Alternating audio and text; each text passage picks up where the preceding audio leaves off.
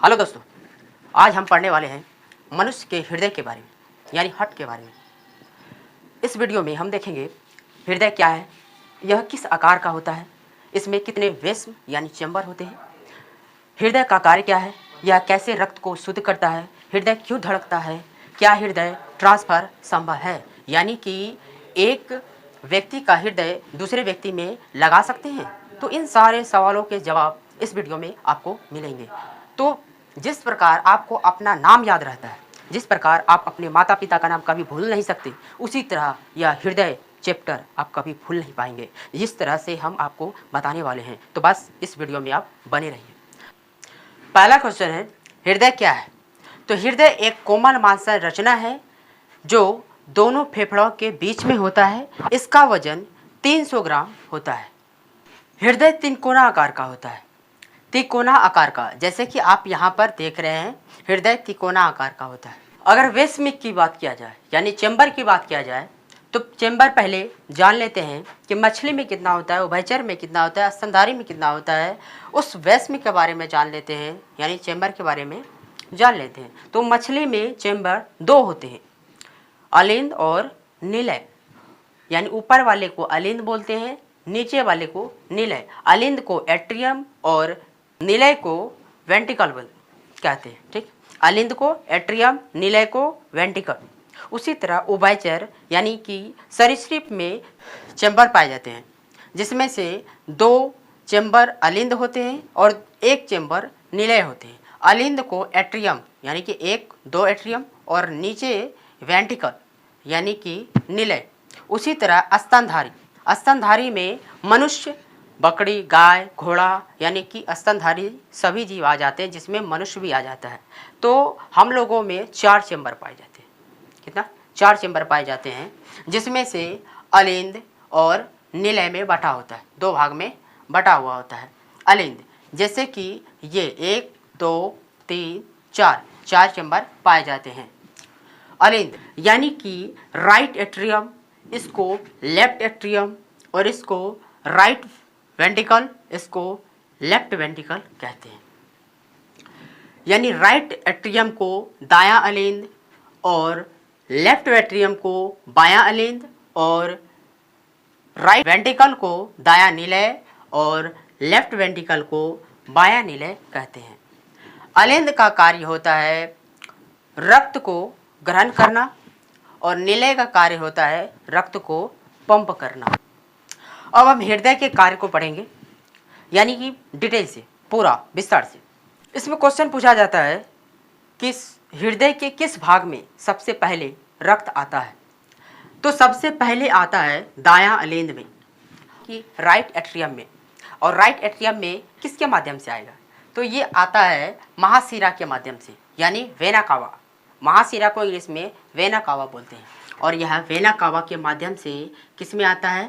तो दायां अलिंद में रक्त आ जाता है। आ जाने के बाद इस त्रिदलीय कपाट यानी कि ट्राई के माध्यम से वह दायां निलय में प्रवेश कर जाता है। रक्त जो है वह दायां निलय में प्रवेश कर जाता है। और ये सारे रक्त जो है वो शुद्ध होते हैं, शुद्ध नहीं होते हैं, इसमें ऑक्सीजन नहीं मिला होता है। ठीक, और यह आ जाता है दायां निलय में। दायां निलय में आ जाने के बाद रक्त को पंप किया जाता है। और निलय का कार्य ही होता है पंप करना, रक्त को पंप करना। और रक्त जब पंप होगा यानी कि यह संकुचित होगा, सिकुड़ेगा, तो क्या हो जाएगा? रक्त इसके माध्यम से इसमें चले जाएगा, क्योंकि इसमें तो जा नहीं सकता है, क्योंकि यह एक ही ओर खुलता है। जैसे घर का दरवाजा एक ही ओर खुलता है, अगर मतलब उल्टा खोलेंगे तो उखड़ जाएगा, गिर जाएगा।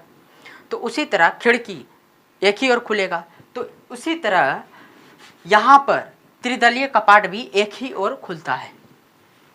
और यहाँ पर ये कपाट भी एक ही ओर खुलता है, यानी कि इस ओर से रक्त ऊपर जा सकता है, लेकिन रक्त नीचे नहीं आ सकता। उसी तरह यहाँ पर दायां अलिंद से रक्त दायां निलय में आ सकता है, लेकिन यह वापस उल्टा ऊपर नहीं जा सकता है। तो यानी कि इसको पंप करने के बाद यह दरवाज़ा खुल जाएगा, अगर इधर से पंप किया जाए तो ये दरवाज़ा खुल जाएगा। इस तरह से यह फुफ्फुस धमनी के माध्यम से फेफड़ा में चले जाता है। किसके कहाँ चले जाएगा? फेफड़ा में चले जाएगा। अब फेफड़ा के बाद यानी फेफड़ा में जा कर के ऑक्सीजन मिल जाता है। ऑक्सीजन मिल जाने के बाद वह रक्त शुद्ध हो जाता है और रक्त शुद्ध होने के बाद वह आ जाता है यहाँ पर, यानी कि फुफ्फुस धमनी में आ जाता है। रक्त कहाँ जाता है? फुफ्फुस धमनी में, और फुफ्फुस धमनी के माध्यम से फिर रक्त जो है इसमें बाया अलिंद यानी कि लेफ्ट एट्रियम में पहुँच जाता है। रक्त लेफ्ट एट्रियम में पहुँच जाने के बाद यह फिर इस द्विदलीय कपाट यानी कि बायकॉस्पिक वॉल्व के माध्यम से वह बाया निलय में प्रवेश कर जाता है। बस इसका भी सेम काम होता है कि यह रक्त को ऊपर नहीं जाने देता है, इसका भी दरवाजा एक ही ओर खुला होता है। रक्त जो है अब तो शुद्ध हो ही गया है। रक्त जब शुद्ध हो गया है तो बाया निलय में रक्त को आने के बाद यह निलय क्या करता है? फिर से पंप कर देता है। रक्त को पंप करने के बाद यह इस कपाट के माध्यम से यानी कि महाधमनी के माध्यम से पूरे शरीर में फैल जाता है। तो एक बार फिर से देख लेते हैं। पहले रक्त कहाँ आएगा? पहले महाशिरा के माध्यम से दाया अलिंद में, दाया अलिंद से कहाँ जाएगा? दाया निलय में, और दाया निलय में जाने के बाद फिर कहाँ जाएगा? फिर पूरे नहीं, दाया निलय में जाने के बाद फेफड़ा में, फेफड़ा में रक्त शुद्ध हो जाएगा। रक्त शुद्ध हो जाने के बाद फिर आ जाएगा कहाँ? फुफ्फुस धमनी के माध्यम से आ जाएगा बाया अलिंद में। बाया अलिंद में आ जाने के बाद इस द्विदलीय कपाट के माध्यम से आ जाएगा बाया निलय में। बाया निलय में आने के बाद रक्त कहाँ चले जाएगा? बाया निलय फिर से पंप करेगा रक्त को, और रक्त को पंप करने के बाद यह महाधमनी यानी एरोटा के माध्यम से पूरे शरीर में फैल जाएगा। त्रिदलीय कपाट यानी कि ट्राइकॉस्पिक वॉल्व, इसका नाम क्या है? ट्राइकॉस्पिक वॉल्व। इसका नाम क्या है? बायकॉस्पिक वॉल्व। इसका ट्राई, इसका बाय, इसका ट्राइकॉस्पिक वॉल्व, इसका बायकॉस्पिक वॉल्व। यानी कि इसको त्रिदलीय कपाट, इसको द्विदलीय कपाट, इसको त्रिदलीय कपाट, इसको द्विदलीय कपाट कहेंगे। लेते हैं कि रक्त किस प्रकार से कार्य किया था, एक बार देख लेते हैं। पहले रक्त कहाँ आया था? पहले रक्त आया था महाशिरा के माध्यम से यानी वेना कावा के माध्यम से दाया अलिंद में, और दाया अलिंद के बाद दाया निलय, दाया निलय के बाद फेफड़ा, फेफड़ा के बाद दाया, फिर बाया अलिंद, बाया अलिंद के बाद फिर बाया निलय, बाया निलय के बाद पूरे शरीर में। ठीक है, तो एक बार और बोल लेते हैं, रिवाइज कर लेते हैं किस प्रकार। एक बार बोलिए मेरे साथ। पहले रक्त कहाँ आएगा? दाया अलिंद, दाया अलिंद के बाद दाया निलय, दाया निलय के बाद, दाया निलय के बाद फेफड़ा, फेफड़ा में रक्त साफ हो जाएगा यानी शुद्ध हो जाएगा। रक्त शुद्ध होने के बाद बाया अलिंद, बाया अलिंद के बाद बाया निलय, बाया निलय के बाद पूरा शरीर। फिर से हैं, अब हम इसको जान लेते हैं ये क्या है। ये दो भागों में बांटता है, इसीलिए इसका नाम है विभाजिका। विभाजिका, इंग्लिश में इसको सेप्टम कहते हैं। सेप्टम का काम क्या होता है? इस दोनों हृदय को सेपरेट करना यानी कि दो भाग में बांटना सेप्टम का काम होता है। ये यहाँ पर देखिए, यहाँ पर ये सेप्टम होता है। अलिंद का भाग जो है थोड़ा पतला होता है और निलय का भाग थोड़ा चौड़ा होता है यानी मोटा होता है अलिंद की तुलना में। अब इसके नाम को जान लेते हैं। देखिए, हृदय के बाहरी परत को पेरिकार्डियम कहते हैं। हृदय की बाहरी परत को इसको यानी कि हृदय के बाहरी परत को इसको पेरिकार्डियम कहते हैं, और ये आंतरिक परत को एंडोकार्डियम कहते हैं। हृदय के बाहरी परत को पेरिकार्डियम और आंतरिक परत को एंडोकार्डियम, और ये बीच वाला जो मांसल रचना है, ये बीच वाला मांसल रचना, इसको मायोकार्डियम कहते हैं। इसका नाम क्या है? मायोकार्डियम। इसका नाम मायोकार्डियम। तो समझ गए, बाहरी परत को पेरिकार्डियम और आंतरिक परत को एंडोकार्डियम और बीच वाली मांसल रचना को मायोकार्डियम।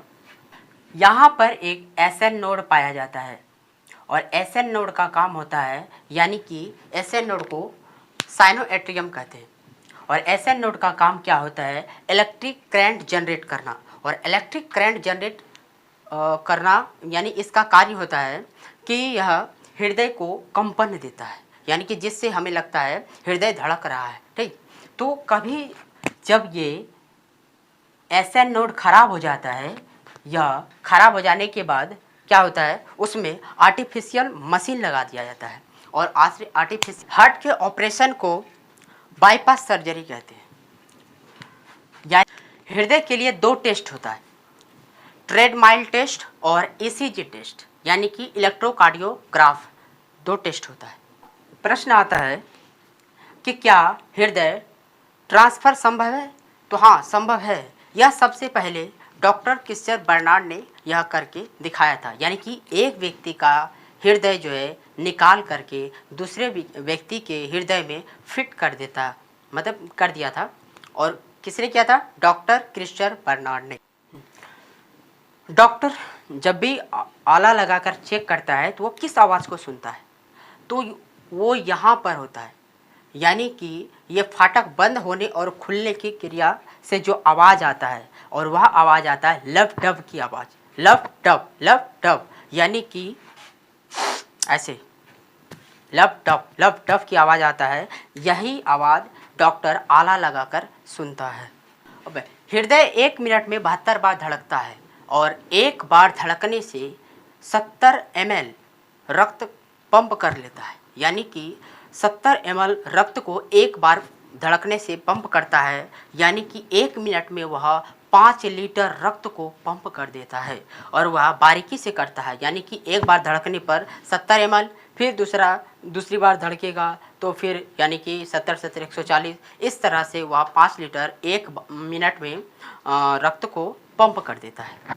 हृदय एक कोमल और मांसल रचना है। ठीक, हृदय किस आकार का होता है? तो त्रिकोणीय आकार का होता है। इसमें कितने वेस पाए जाते हैं? तो 4 वेस, यानी कि 4 चैम्बर पाए जाते हैं। हृदय का कार्य क्या होता है? तो हृदय का कार्य होता है रक्त को पंप करना।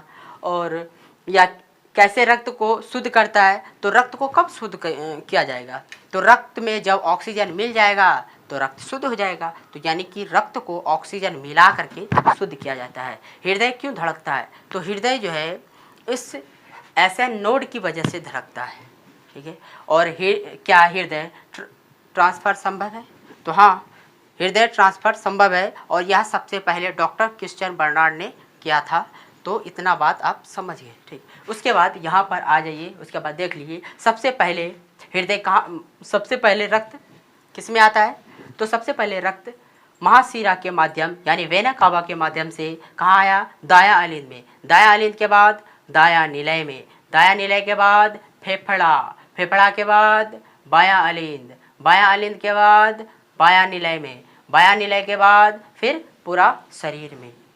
आपसे ये भी क्वेश्चन पूछ सकता है कि अशुद्ध रक्त का प्रवाह किस में होता है? तो अशुद्ध रक्त का प्रवाह महाशिरा यानी वेना कावा में होगा, और दूसरा फुफ्फुस धमनी में। ये दोनों में अशुद्ध रक्त का प्रवाह होगा, यानी कि दायां भाग जितना होगा सब में अशुद्ध रक्त, यानी कि इधर सब अशुद्ध रक्त का काम होगा, और इधर जितना होगा सब शुद्ध रक्त का कार्य होगा। जैसे कि फुफ्फुस धमनी और महाधमनी यानी एरोटा, ये दोनों में शुद्ध रक्त का प्रवाह होगा।